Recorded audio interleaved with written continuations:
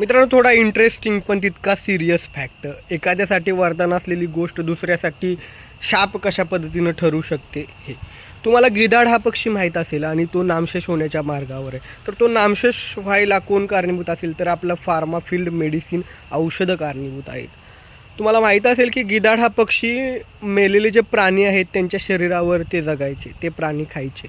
अर्थात एक पद्धतीनं ते एन्व्हायरमेंटमध्ये मेलेल्या प्राण्यांचे मृतदेह नष्ट करायला कारणीभूत ठरायचे, ते त्यांच्यासाठी अन्न होतं.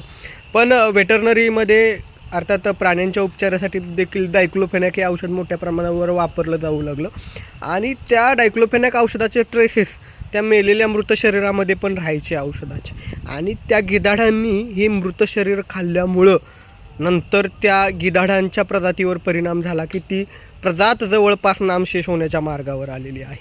तर अशा पद्धतीनं बरेच फॅक्ट आहेत. कदाचित तुम्हाला ही गोष्ट माहीत नसेल म्हणून मी शेअर केलेली आहे. खाली कमेंटमध्ये सांगा की अशाच पद्धतीनं काही फॅक्ट आहेत, जनरल नॉलेज आहे, जे की तुम्हाला कुठे ना कुठे कामी येऊ शकतं. असे जर फॅक्ट्स तुम्हाला ऐकायला आवडणार असतील तर खाली कमेंट करा. तशा पद्धतीनं व्हिडिओ आपण टाकले जातील. थँक्यू.